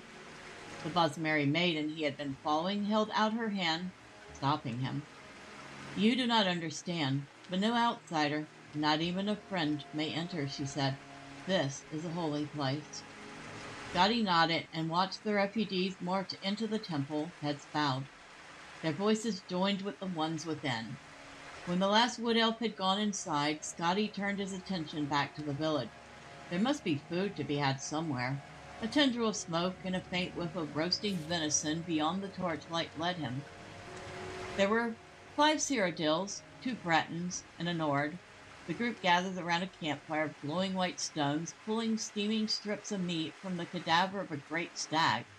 At Scotty's approach, they rose up, all but the Nord, who was distracted by his hunk of animal flesh. "Good evening. Sorry to interrupt, but I was wondering if I might have a little something to eat. I'm afraid I'm rather hungry after walking all day with some refugees from Grinos and Athe." They bade him to sit down and eat, and introduced themselves. "So the war's back on, it seems," says Scotti amicably. "Best thing for those effete do-nothings," replied the Nord in between bites. "I've never seen such a lazy culture. Now they've got the Khajiit striking them on land, and the High Elves at sea. If there's any province that deserves a little distress, it's damnable Valenwood." "I don't see how they're so offensive to you," laughed one of the Bretons. "They're congenital thieves, even worse than the Khajiit, because they are so blessed meek in their aggressions." The Nord spat out a gob of fat which sizzled on the hot stones of the fire. "They spread their force into territory that doesn't belong to them, slowly infiltrating their neighbors, and they're puzzled when elsewhere shoves back at them. They're all villains of the worst order. Welcome back, Nordic." "What are you doing here?" asked Scotti. "I'm a diplomat from the court of Gehenna," muttered the Nord, returning to his food. "What about you? What are you doing here?" asked one of the Cyrodiils. "I work for Lord Atreus's building commission in the Imperial City," said Scotti. "One of my former colleagues suggested I come down to Valenwood. He said the war was over, and I could contract a great deal of business for my firm rebuilding what was lost. One disaster after another, and I've lost all my money. I'm in the middle of a rekindling of war, and I cannot find my former colleague." Your former colleague, murmured another of the Cyrodiils, who had introduced himself as Reglius. He wasn't by any chance named Leodus Juris, was he? You know him.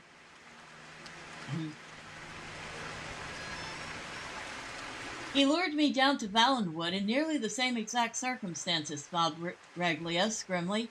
I worked for your employer's competitor, Lord Venetia's men, where Leodes Juris also formerly worked. He wrote to me, asking that I represent an Imperial Building Commission in contracts and post-war construction. I had just been released from my employment, and I thought that if I brought some new business, I could have my job back. Juris and I met in a fay, and he said he was going to arrange a very lucrative meeting with the Sylvanar. Scotty was stunned. Where is he now? I'm no theologian, so I couldn't say, Reglius shrugged. He's dead. When the Khajiit attacked the Fae, they began by torching the harbor where Juris was renting his boat. Or I should say, my boat, since it was purchased with the gold I brought. By the time we were even aware what was happening enough to flee, everything by the water was ash. The Khajiit may be animals, but they know how to arrange an attack. I think they followed us through the jungle to Vindisi, said Scotty nervously. There was definitely a group of something jumping along the treetop. Probably one of the monkey folk, snorted the Nord. Nothing to be concerned about.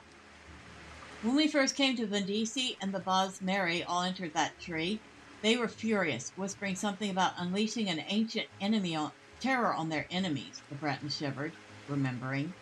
They've been there ever since, for over a day and a half now. If you want something to be afraid of, that's the direction to look. The other Breton, who was a representative of the Daggerfall Mages Guild, was staring off into the darkness while his fellow provincial spoke. Maybe. But there's something in the jungle, too. Right on the edge of the village, looking in. More refugees, maybe, asked Scotty, trying to keep the alarm out of his voice. Not unless they're traveling through the trees now, whispered the wizard.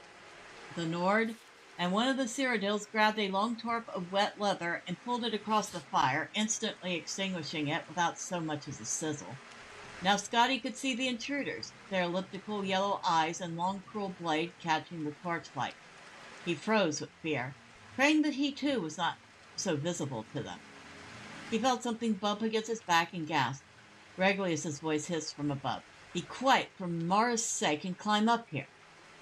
Scotty grabbed hold of the knotted double vine that hung down from a tall tree at the edge of the dead campfire. He scrambled up it as quickly as he could, holding his breath lest any grunt of exertion escape him. At the top of the vine, high above the village, was an abandoned nest from some great bird and a trident-shaped branch.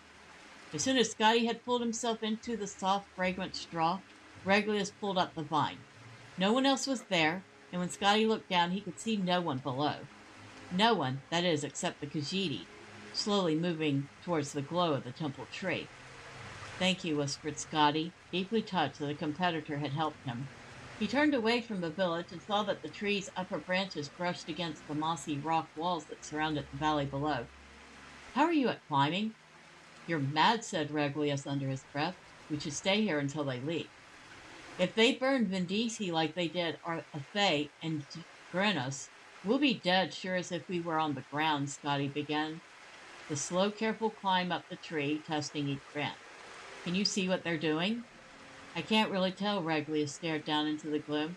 At the front of the temple, I think they also have, it looks like long ropes, trailing off behind them, off into the past. Scotty crawled onto the strongest branch that pointed towards the wet, rocky face of the cliff. It was not a fore-jump at all. So close, in fact, that he could smell the moisture and feel the coolness of the stone. But it was a jump nevertheless, and in his history as Clark, he had never before leapt from a tree 100 feet off the ground to a sheer rock.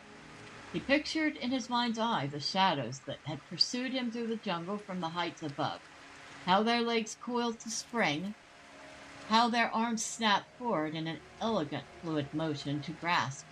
He leapt. His hands grappled for rock, but long, thick cords of moss were more accessible. He held hard, but when he tried to plant his feet forward, they slipped up skyward. For a few seconds, he found himself upside down before he managed to pull himself into a more conventional position. There was a narrow outcropping jutting out of the cliff where he could stand and finally exhale. Reglius! Reglius! Reglius! Scotty did not dare to call out. In a minute, there was a shaking of branches, and Lord Vanessa's man emerged. First his satchel, then his head, then the rest of him. Scotty started to whisper something, but Reglius shook his head violently and pointed downward. One of the Khajiit was at the base of the tree, peering at the remains of the campfire. Reglius awkwardly tried to balance himself on the branch, but as strong as it was exceedingly difficult with only one free hand. Scotty cupped his palm and then pointed at the satchel. It seemed to pain Reglius to let it out of his grasp, but he relented and tossed it to Scotty. There was a small, almost invisible hole in the bag, and when Scotty caught it, a single gold coin dropped out. It rang as it bounced against the rock wall on the descent, a high, soft sound that seemed like the loudest alarm Scotty had ever heard. Then many things happened quickly. The Cathay Rot at the base of the tree looked up and gave a loud wail. The other Khajiit followed in chorus as the cat below crouched down and then sprung up into the lower branches. Reglius saw it below him, climbing up with impossible dexterity and panic. Even before he jumped, Scotty could tell he was going to fall. With a cry, Reglius the clerk plunged to the ground, breaking his neck on impact. A flash of white fire erupted from every crevice of the temple, and the moan of the Bosmeri prayer changed into something terrible and otherworldly. The climbing Cathay Rot stopped and stared. Kirgo, it gasped. The wild hunt. It was as if a crack in reality had opened wide. A flood of horrific beasts, tentacled toad, insects of armor and spine, gelatinous serpents, vaporous beings with the face of gods, all poured forth from the great hollow tree, blind with fury. They tore the Khajiit in front of the temple to pieces. All the other cats fled for the jungle, but as they did so, they began pulling on the ropes they carried. In a few seconds' time, the entire village of Vendisi was boiling with the lunatic apparitions of the wild hunt. Over the babbling, barking, howling horde, Scotty heard the Cyrodiils in hiding cry out as they were devoured. The Nord, too, was found and eaten, and both Bretons. The wizard had turned himself invisible, but the swarm did not rely on their sight. The tree the Cathay Rot was in began to sway and rock from the impossible violence beneath it. Scotty looked at the Khajiit's fear-struck eyes and held out the cords of moss. The cat's face showed its pitiful gratitude as it leapt for the vine. It didn't have time to entirely replace the expression when Scotty pulled back the cord and watched it fall. The hunt consumed it to the bone before it struck the ground. Scotty's own jump up to the next outcropping of rock was immeasurably more successful. From there, he pulled himself to the top of the cliff and was able to look down into the chaos that had been the village of Vendisi. The hunt's mass had grown and began to spill out through the pass, out of the valley, pursuing the fleeing Khajiit. It was then that the madness truly began. In the moon's light, from Scotty's vantage, he could see where the Khajiit had attached their ropes. With a thunderous boom, an avalanche of boulders poured over the pass. When the dust cleared, he saw that the valley had been sealed. The wild hunt had nowhere to turn but on itself. Scotty turned his head, unable to bear to look at the cannibalistic orgy.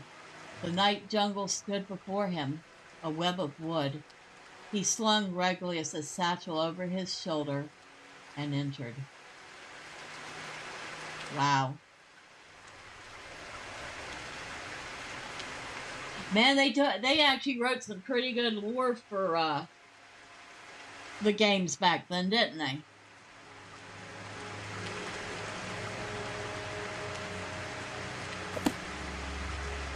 That was pretty intense.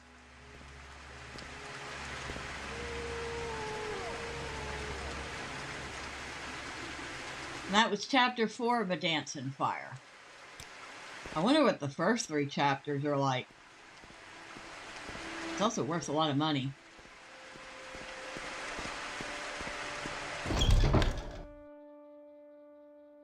Khajiit! Ravir knows why you are here. What is it, friend? So, Nordic, you still here? I have a question for you. Should I sell this raw glass and these 2 diamonds that I got while I was in the, ruins? They're worth quite a bit. If I sold the diamonds, and I sold the raw glass, and I sold the book, I would get 516 gold. So, should I sell them? Well, actually, I wouldn't be able to sell them all because he only has 479 gold, so I would have to unsell the book. So, if I sold the 2 diamonds and the 2 raw glass, I would get 443 gold. What do you think? Should I do it? That would definitely get me back over 1,000 gold again.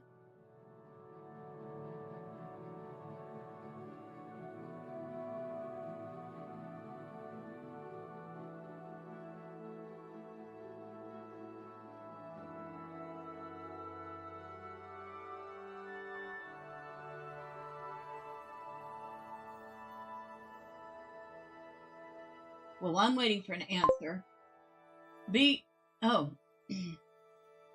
All right. Well, I'm sorry to hear that you're not feeling well. I do hope you feel better. But go ahead and take care of yourself. And you have well, I was going to say have a good rest of your night, but I'll just say feel better. Okay?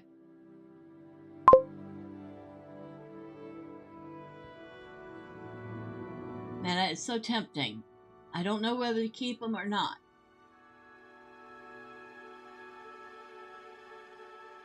Well, they don't weigh a lot.